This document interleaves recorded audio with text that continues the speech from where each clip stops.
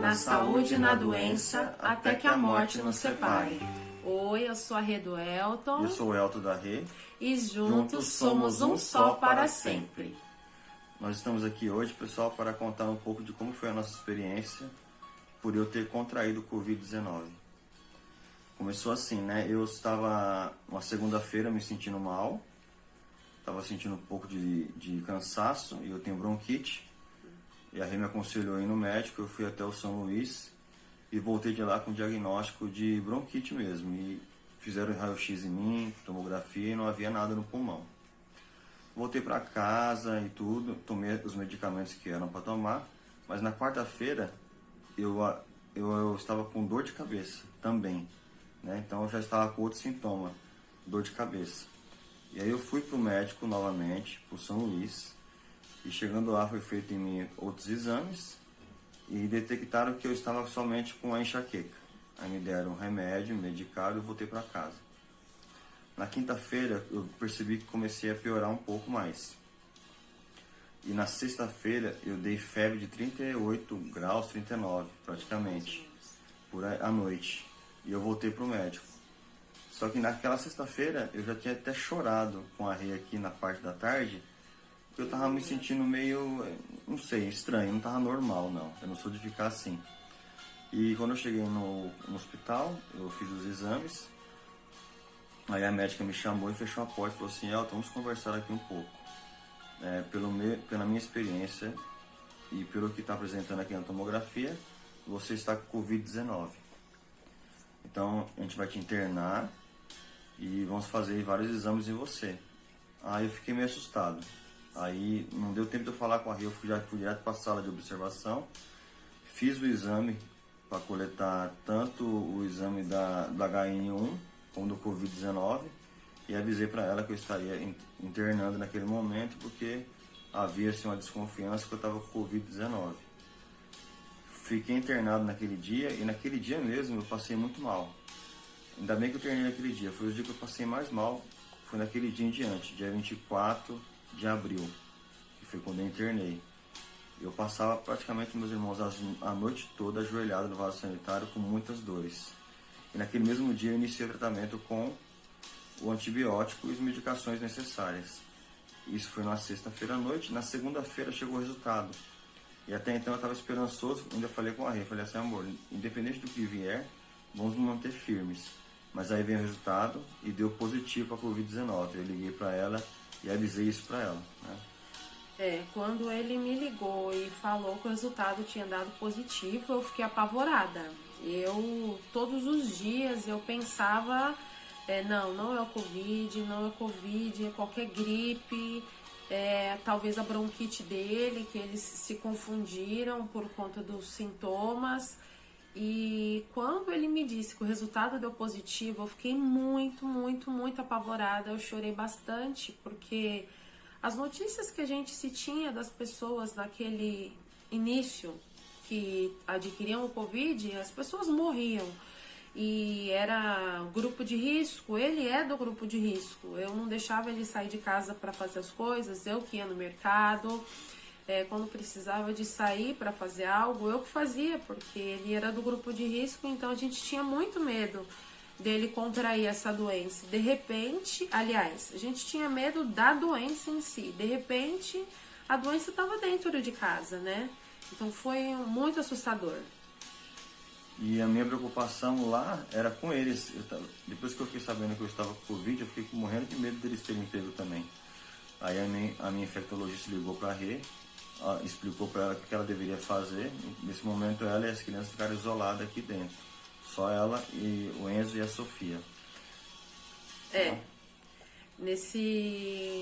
Depois que foi detectado, aliás, desde a sexta-feira, quando ele foi internado, nós já nos isolamos, porque havia suspeita, né? Mesmo que nós não queríamos e não acreditasse que poderia dar positivo, nós já ficamos isolados em casa, né? Desde a sexta-feira. E quando deu o resultado positivo, ficou só eu, a Sofia e o Enzo aqui dentro de casa, e eu tinha que trabalhar aqui de casa, né? E pra mim foi muito difícil aquela semana, muito difícil mesmo, porque o meu trabalho exige que eu esteja ali no computador, que eu fale com as pessoas, que eu busque informações com as pessoas. E o Enzo, ele tinha 9 meses. 9 meses, era um bebê, então eu tinha que dar a comida para ele na hora certa, tinha que dar o banho nele na hora certa. A Sofia já é maiorzinha, então para ela já foi bem mais fácil para mim poder controlar a Sofia, né? Mas o Enzo já tive muita dificuldade. E tinha dias que eu acordava de manhã e eu pensava, meu Deus do céu, me dá forças porque eu não sei como eu vou fazer para dar conta do meu trabalho e dar conta da casa. A minha vizinha até se ofereceu um dia que ela veio aqui na porta de casa, que nós moramos em apartamento, para poder pegar o meu lixo e descer. E eu acho que ela viu o tumulto que tava na minha casa. E aí ela me falou assim, Rê, eu coloco máscara, eu coloco luva e eu vou aí limpar a casa pra você, te ajudar com as crianças, mas eu não permiti que ela fizesse isso, porque eu não queria que ela entrasse aqui dentro de casa, porque eu não sabia, né, se eu ou as crianças estávamos infectados. Porque eu passei uma semana dentro de casa infectado antes de ser internado, né? Então minha preocupação era essa. E eu fiquei sabendo do Covid, mas eu não me abalei muito em saber, porque a médica o tempo todo me dizia no hospital que eu estava com Covid, apesar de não ter resultado. Ela tinha certeza que eu estava.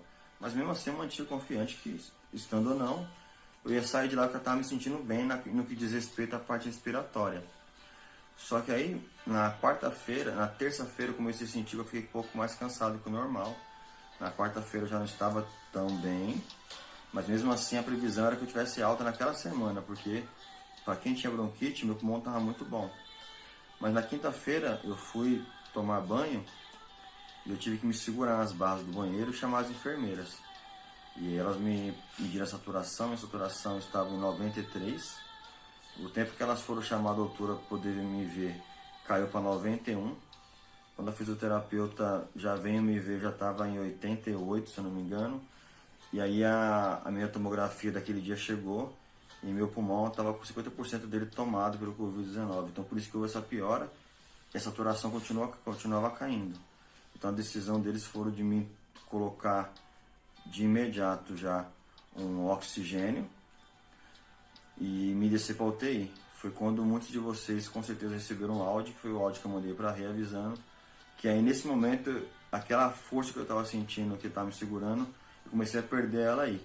Porque eu estava indo para UTI, um lugar que muitas pessoas estavam indo para lá, ficando entubada. Eu morri de medo de ficar entubado, esse era o meu medo de ficar entubado e meu medo de não voltar. Então quando eu cheguei na UTI, eu passei dias terríveis lá.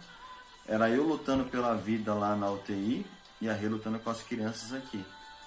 E realmente, meus irmãos, foi luta, porque na UTI, para quem está com Covid-19, não é você ficar lá tomando medicação deitado numa cama, não. É fisioterapia 3 vezes ou até 4 vezes por dia, fora as medicações para que você consiga recuperar as suas funções pulmonares novamente. E quando o Elton foi para a UTI foi o momento mais difícil, porque muitos receberam o áudio, né, que ele citou aqui. Muitas pessoas começaram a me ligar naquela hora, começaram a me mandar mensagem e eu não conseguia fazer mais nada a não ser chorar. Eu chorava muito e clamava muito a Deus, pedindo para que Deus tivesse misericórdia da vida dele, misericórdia da nossa vida aqui em casa e que Deus não levasse ele. Porque eu creio num Deus de poder, num Deus maravilhoso, mas nessa hora você fica muito abalado, e as notícias que nós tínhamos sobre essa doença, sobre pessoas que pioram e vão para a UTI, ainda mais pessoas que são do grupo de risco, é que essas pessoas não estavam resistindo. Então começou um monte de gente a me ligar. E quando a minha mãe me ligou e conseguiu falar comigo, ela e o meu irmão, a primeira coisa que eles me falaram era: arruma suas coisas que a gente tá indo aí te buscar, você e as crianças. E eu falei para eles que não, que eles não viriam aqui em casa, porque eu e as crianças ainda estávamos em quarentena. Então eu não ia permitir de jeito nenhum que eles entrassem aqui dentro de casa e muito menos que eu fosse para casa deles e eles pudessem também tá adquirindo esse vírus, né, contraindo o vírus. E aí minha mãe falava, não filha, nós vamos aí te buscar, você não pode ficar sozinha neste momento. Eu falei para ela, eu vou conseguir, eu vou ficar aqui sozinha, eu tenho as crianças, eu tenho Deus e eu vou conseguir passar por isso sozinha aqui. E eu lembro que eu falava muito para Deus, eu pedia muito para Deus que a conversa que nós tivemos na sexta-feira não fosse uma conversa de despedida. Porque na sexta-feira, antes dele internar, no dia em que ele internou, né? Repentinamente nós tivemos uma conversa aqui em casa falando da vida e choramos junto, nos abraçamos e oramos e eu só me lembrava dessa conversa. E eu clamava ao Senhor que aquela conversa não tivesse sido uma conversa de despedida. E aí foi muito difícil, as orações eram intensas. Eu tive uma experiência com a Sofia aqui em casa, que nós fizemos um relógio de oração na família. E além de todas as outras horas que eu orava, praticamente o dia inteiro, nesse horário do relógio de oração, eu pegava ela, se o Enzo tivesse acordado, eu pegava ele também, e nós três íamos orar juntos, né? Eu sempre falava, filha, vamos orar pelo papai, então você ora, pede ao Senhor pelo papai, pelos doentes, e aí um dia eu chamei ela para orar e falei assim, filha, tá na hora de nós orarmos, vamos orar pelo papai? E ela me falou assim, não mamãe, eu não quero orar, e a Sofia adora orar. Eu falei para ela, mas filha, como assim? O porquê? Vamos orar pelo papai. Aí ela falou assim, ah não mamãe, todo dia quando você ora, você chora. Então eu não quero orar porque eu não quero que você chore. E aquilo para mim foi assim, uma porrada, podemos dizer assim. E eu falei para ela, filha, mamãe agora vai orar com você, a mamãe não vai chorar. A mamãe vai ser forte. E nós vamos sim orar juntos pelo papai e a mamãe não vai mais chorar. E a partir daquele dia eu me policiei para não chorar mais em nenhum momento na frente dela, porque eu percebi que por mais forte que eu tentava ser, eu já estava numa fase que eu não conseguia mais. E eu estava demonstrando isso para ela. Eu não podia demonstrar isso para ela. Então, a partir daquele dia, eu me policiei muito para ser forte com ela e conseguir orar sem chorar junto com ela. E depois também passou a nossa quarentena e eu fui para casa da minha mãe, ficar com ela e com os meus irmãos. E porque eu também tinha que continuar trabalhando todos os dias, e aí durante o dia eles me ajudavam com as crianças. E aí o fardo foi bem menos pesado do que estava sendo nos outros dias. Porque mesmo quando a quarentena da Ria acabou, eu continuei internado, porque Sim. eu tive uma semana antes de sintomas, então aquilo contou. Quando eu saí do hospital, eu estava com 22 dias de sintomas, tá? E nesse momento, na UTI, eu recebi muito incentivo da equipe médica, que eu ia sair daquelas, mas eu ouvi coisas que me deixaram meio assustado. Naquela UTI que eu estava, pessoas que não tinham problema de saúde nenhum, da minha idade e até mais novas do que eu, tinham falecido.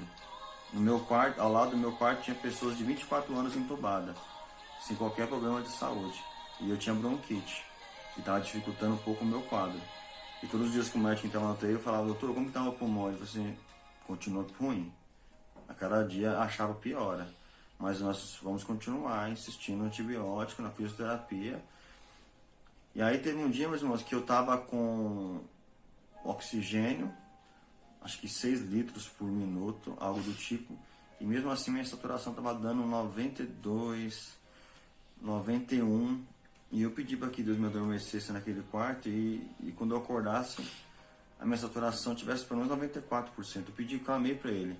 Porque eu orava muito naquele quarto, mas vocês foram a corda que Deus usou de oração para me tirar daquele poço sem fundo que eu estava.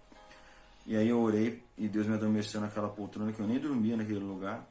E quando eu acordei eu estava com 94% de saturação. E daí em diante começou a retomada da minha saúde. Aí fizemos várias tentativas de eu tirar o catéter, para ver se eu retomava a respiração e sempre falhava. tirava o catéter de mim e eu cansava. Tirava o catéter e eu cansava novamente. Até que teve um dia que ele tirou o catéter e falou assim, Elton, eu vou tirar o catéter hoje de novo. E se você permanecer o dia e a noite todinha sem a sua saturação ficar menos de 95, você vai pro quarto. Naquele dia que ele falou isso, eu passei, igual eu tô sentado aqui, eu passei praticamente metade do meu dia sentado nessa posição para que minha saturação não abaixasse. Gente, eu não dormi aquela noite preocupado da saturação abaixar. Até que chegou a notícia que eu iria pro quarto. E aí a vida começou a ficar mais leve pra gente. Eu fui pro quarto e passei 2 dias no quarto. Na minha alta, a médica me disse que falou assim, Elton, você vai para casa e você vai com cuidado porque você está com o pulmão ainda bem prejudicado, está com pneumonia, você vai demorar pelo menos uns 8 meses para ficar 100% das suas funções pulmonares. E eu falei para ela assim, doutora, do jeito que eu estou aqui com 96% de saturação, porque eu estava no quarto, olha só, 96%. Falei, joga até bola. Aí eu fui encontrar com a Regiane na alta. Quando eu subi a escada, meus irmãos, achei que meu pulmão ia sair pela boca. Eu não aguentava. Eu fiquei 15 dias amarrado numa cama. Então, eu não tinha noção do que eu estava falando. E eu voltei para casa. E mesmo assim, voltando para casa, quando eu encontrei com ela em cima, nós choramos, nos abraçamos. E eu voltei para casa. Uma frase que ela me disse que a Sofia falou para ela, assim, que eu fiquei muito emocionado, que eu não vou chorar agora, mas... A Sofia falou para ela assim, será que meu papai volta? Nossa, ainda bem que eu só ouvi isso aqui. Meu medo era não voltar, meus irmãos. Eu tinha muito medo de não voltar, mas graças a Deus voltei. E a Rê continuou trabalhando e eu com as crianças aqui em casa. Aquela semana foi uma semana conturbada, né, amor? Difícil. Porque ela tinha que trabalhar e eu não tinha condição de pegar o Enzo no colo, de tão fragilizado que estava meu pulmão e tão fragilizado que estava psicologicamente, porque eu não podia ver nada sobre o Covid, que eu chorava.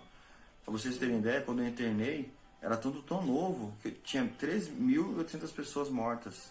Foi no começo, nós hoje estamos com quase 80 mil pessoas mortas já. Então, para vocês verem como foi bem no começo. É verdade. Foram momentos muito difíceis.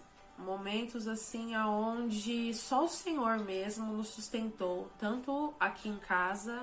Eu, juntamente com as crianças, com o apoio da minha mãe, dos meus irmãos, dos meus familiares, né, amigos. Nossa, nós não temos como agradecer aos nossos amigos também, né, nossos familiares e amigos, irmãos em Cristo, que a força que todos nos deram foi muito grande. E mesmo sabendo do risco de contágio que eles poderiam ter com relação a minhas crianças, todos que me ligavam ou que me mandavam mensagem se ofereciam para cuidar das crianças enquanto eu trabalhava, se oferecia para vir em casa me ajudar com as tarefas de casa, se ofereciam para ir ao mercado, ir à farmácia, a qualquer lugar.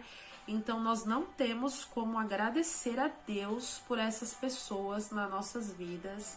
Foi assim muito importante, muito importante. Fora as mensagens de vários irmãos que a gente nem conhece, que recebemos de Americana, Recife, Salvador, Texas. Sim. Os irmãos teriam ideia, Distrito Federal, Rio de Janeiro, Minas Gerais.